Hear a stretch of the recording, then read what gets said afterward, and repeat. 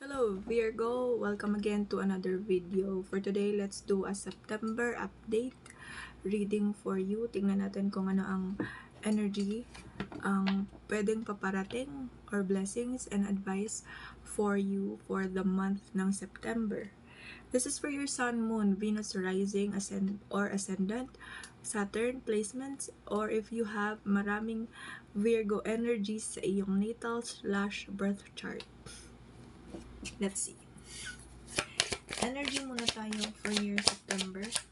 Virgo, what is it right there?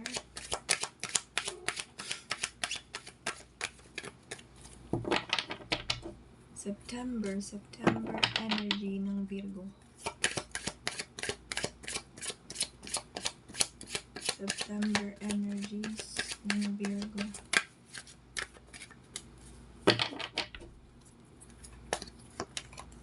Five of Swords.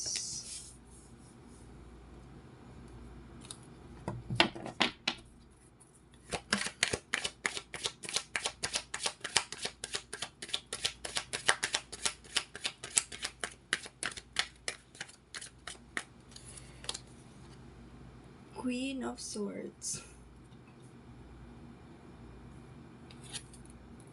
The High Priestess. Ace of Cups. Nine of Swords. Okay. Energies for you, Virgo. I heard mind over heart. So, mas magkakaroon ka ng desisyon na papairalin mo ang iyong utak. For some of you here, there is a decision when it comes to love. Kailangan mong kausapin ang person mo because especially if there's betrayal involved, I can see that there is paulit-ulit na energy when it comes to cheating, betrayals, lies, or dishonesty. For some of you, you might confront the other woman first and then your person. Magkakaroon ng matapang but pasugod na energy here. Clarity kasi yung aim mo, so you will receive that clarity in a harsh way, truth in a harsher way. Ayun ang nakikita ko sa'yo, Virgo. Kahit na nararamdaman mong mahal mo pa rin ang person na to, you will really seek and aim for that clarity when it comes to this partnership. For some of you, you will ask for more freedom when it comes to overthinking sa higher self, higher being, or sa spirit na mas pinaniniwalaan mo.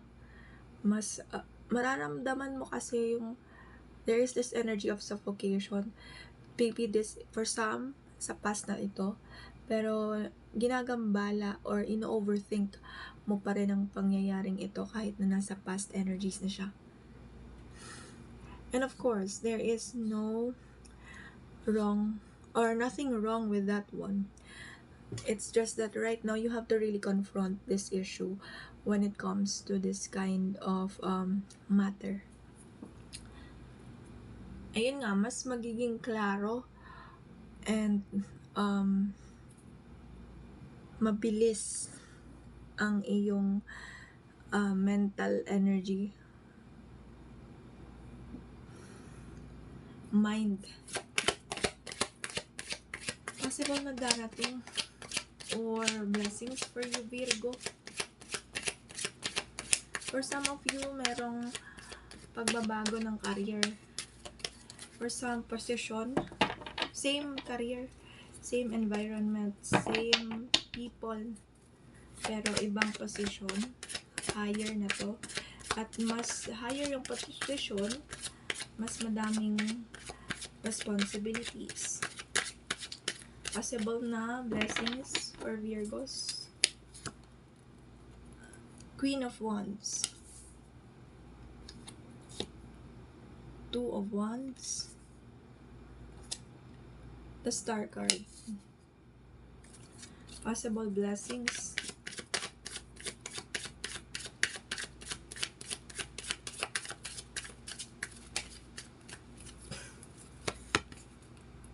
the Magician,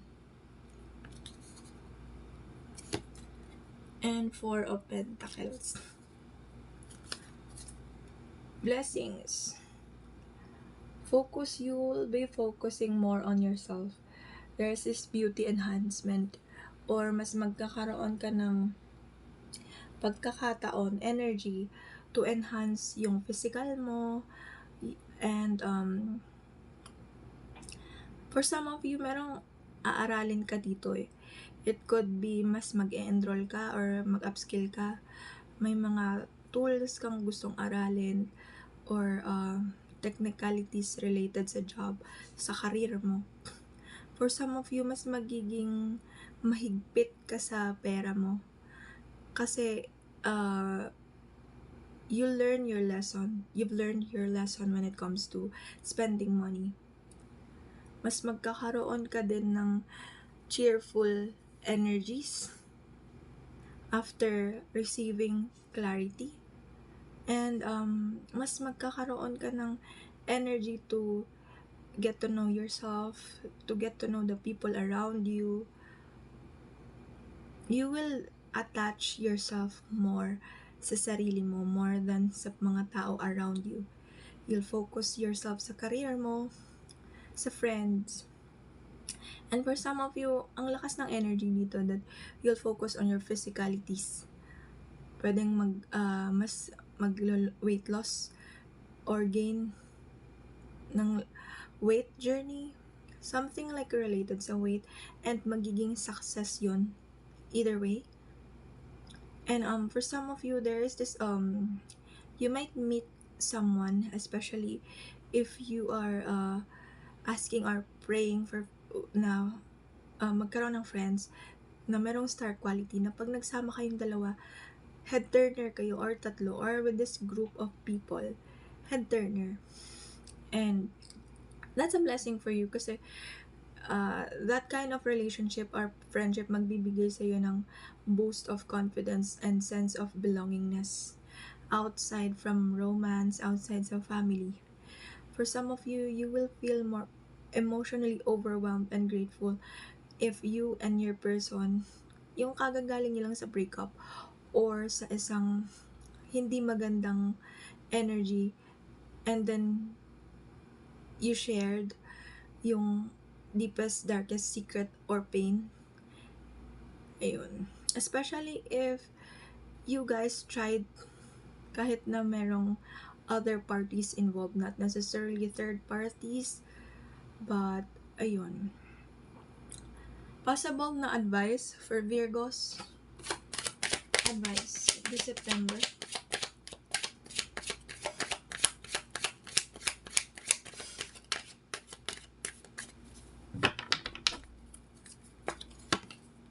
The Wheel of Fortune. Nine of Cups. The Emperor. Knight of Wands. Knight of Swords rather.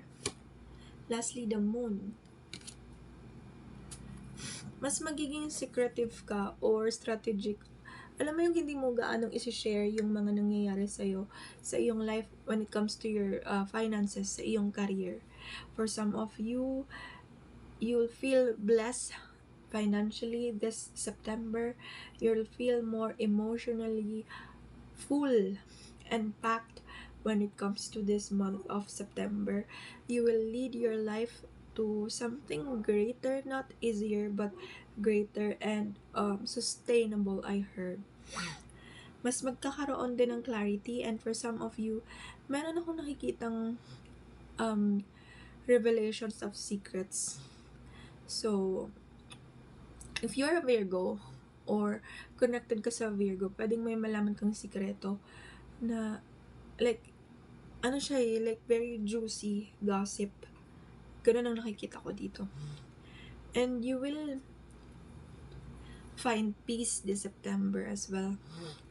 For some of you, there is a vacation energy. When it comes naman sa pag-lead, don't be too harsh. And make sure na nafe-fill mo rin yung own cup mo before filling others. Make sure na kung ano man yung nakuha mong information, that's reliable and factual. Don't forget to save and be grateful to whatever you might receive this September. This is your reading, Virgo. If nakatulong sa'yo, don't forget to leave your energies by commenting, subscribing, and liking our videos. Thank you!